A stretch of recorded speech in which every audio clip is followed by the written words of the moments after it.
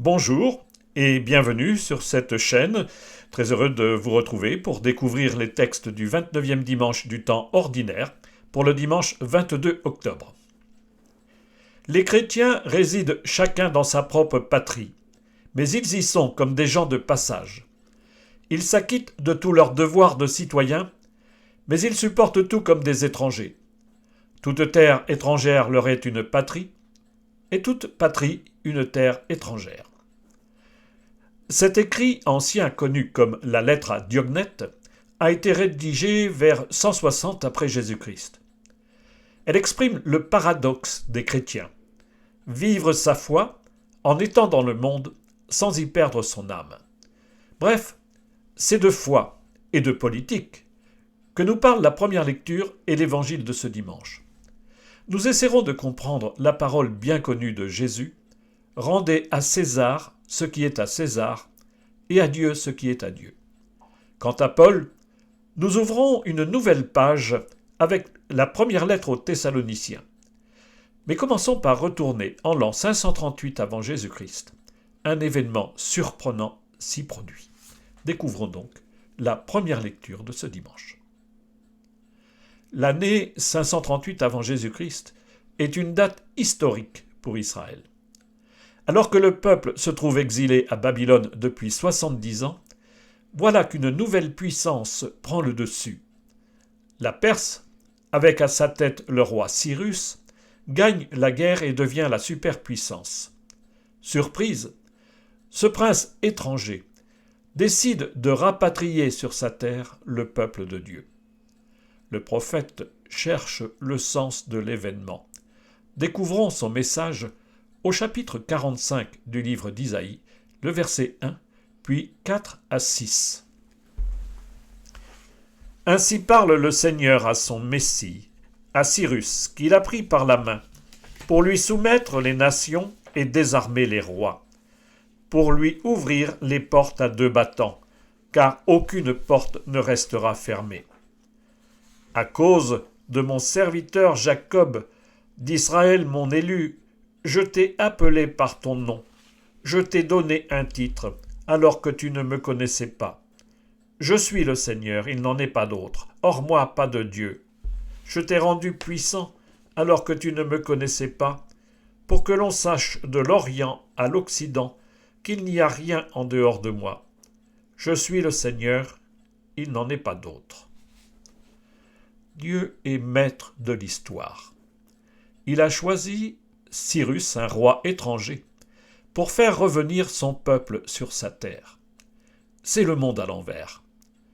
Car le Seigneur, par la bouche du prophète, ose donner à Cyrus le titre de Messie. Voilà cet étranger devenu loin, L', loin de Dieu, le serviteur roi, marqué de l'huile sainte comme le fut le roi David. Dieu a choisi Cyrus. Il a préparé pour lui le terrain et il lui a confié le pouvoir. Et même, il l'a appelé par son nom, expression typique dans la Bible des récits de vocation. Scandale. Alors que Cyrus ignore tout du Dieu d'Israël, il est appelé par lui et envoyé en mission comme le fut Moïse. Dieu affirme se révéler en faisant de Cyrus son serviteur. Et c'est bien là le cœur du message. Dieu est l'unique, le seul vrai Dieu, le seul maître de l'histoire, c'est bien le Seigneur. Découvrons maintenant la deuxième lecture de ce dimanche. Nous commençons cette semaine la lecture de la première lettre de Paul aux Thessaloniciens. C'est le plus ancien écrit du Nouveau Testament et il est daté de 50 ou 51, c'est-à-dire à peine 20 ans après la mort de Jésus et sa résurrection. Au cours de son deuxième voyage, Paul est passé en Europe. Il a d'abord fondé la communauté de Philippe, mais son séjour s'est mal terminé. Il a été bastonné et emprisonné, et il doit reprendre la route. Il s'arrête à Thessalonique. Selon son habitude, il annonce la bonne nouvelle dans la synagogue. Mais 3 semaines plus tard, il est de nouveau chassé, et il se rend ensuite à Bérée, puis Athènes et enfin Corinthe. Et c'est de Corinthe qu'il écrit aux chrétiens de la ville de Thessalonique qu'il a dû quitter si vite. Nous lisons ici le tout début de la première lettre aux Thessaloniciens, au chapitre 1, les versets 1 à 5. Paul, Sylvain et Timothée, à l'église de Thessalonique qui est en Dieu le Père et dans le Seigneur Jésus-Christ. À vous la grâce et la paix. À tout moment, nous rendons grâce à Dieu au sujet de vous tous, en faisant mémoire de vous dans nos prières. Sans cesse, nous nous souvenons que votre foi est active, que votre charité se donne de la peine, que votre espérance tient bon en notre Seigneur Jésus-Christ en présence de Dieu notre Père. Nous le savons, frères bien-aimés de Dieu, vous avez été choisis par lui. En effet, notre annonce de l'Évangile n'a pas été chez vous simple parole, mais puissance, action de l'Esprit Saint, pleine certitude. Dans la culture gréco-romaine, écrire permet de rester en relation avec des proches absents. Et c'est bien ce que fait Paul en écrivant cette première lettre comme on le faisait à son époque. On apprend qu'en fait ils sont 3 à la signer. Paul, Sylvain et Timothée. En réalité, Paul n'écrit pas ces lettres, il les dicte. Et ils sont donc là 3 à la formuler. Paul commence par saluer ses correspondants.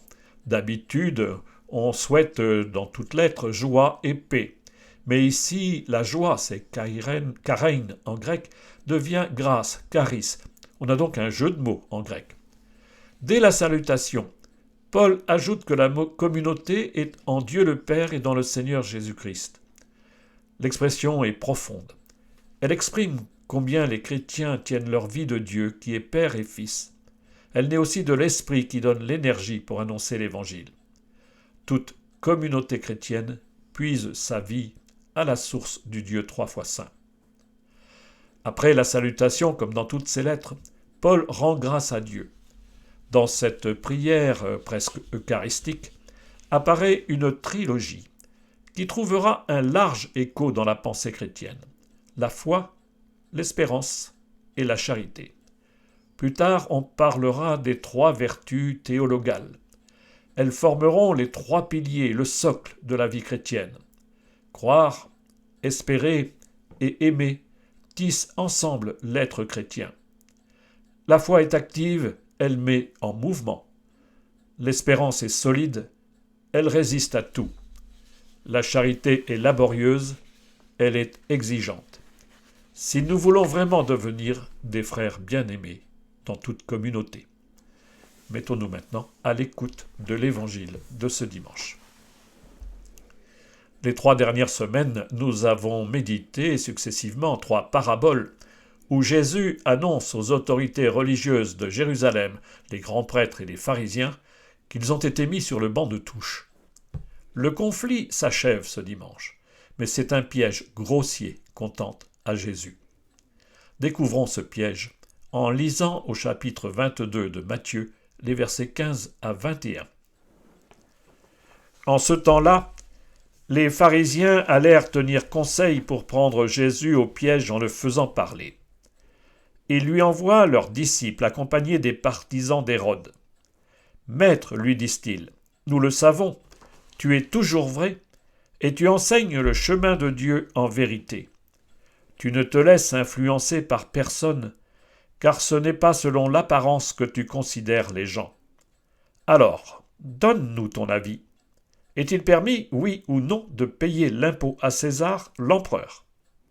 Connaissant leur perversité, Jésus dit : « Hypocrite, pourquoi voulez-vous me mettre à l'épreuve ?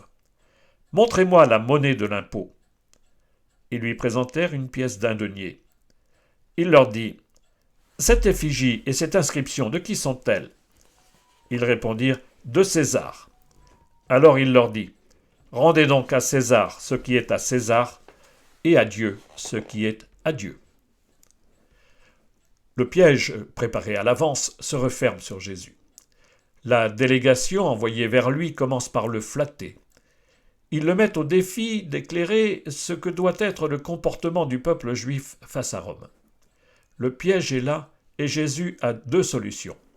Soit il choisit de payer l'impôt à César, Et alors il légitime l'image de l'empereur qui se fait passer pour un dieu. Il se met en contradiction avec la loi juive qui interdit toute image de Dieu. Soit au contraire, il rejette l'impôt, et le voilà qui se rebelle contre l'autorité politique en place. Pour sortir du piège, Jésus prend une pièce de monnaie. Le visage gravé est bien celui d'un homme, pas d'un dieu. Rendez à César, et donc au pouvoir politique, ce qui revient à César. Mais surtout, rendez à Dieu ce qui revient à Dieu. Jésus a déjoué le piège. Le verset 22, mais nous ne l'entendrons pas, nous montre les opposants qui repartent étonnés. Ce n'est que partie remise. C'est bien pour un motif politique, comme roi des Juifs, que César, alias Pilate, va bientôt condamner Jésus. Comment comprendre aujourd'hui la parole de Jésus ? À la fin du 1er siècle, Matthieu invitait sa communauté à vivre sa foi en respectant les règles et les lois de la société de son temps. Aujourd'hui comme hier, les chrétiens doivent vivre comme tous les citoyens, membres d'une même société humaine. En même temps, comme l'écrivait saint Augustin, ils sont citoyens du ciel. Et même ils prient pour les responsables politiques, pour la paix et pour la justice. Aucune foi religieuse ne peut s'arroger le privilège de gouverner la cité au nom de ses convictions. Mais aucun pouvoir politique ne devrait réguler la vie personnelle ou communautaire des croyants. Chacun a sa place. La parole de Jésus interdit la théocratie, le gouvernement par les religieux, mais aussi tout pouvoir politique qui voudrait se prendre pour Dieu.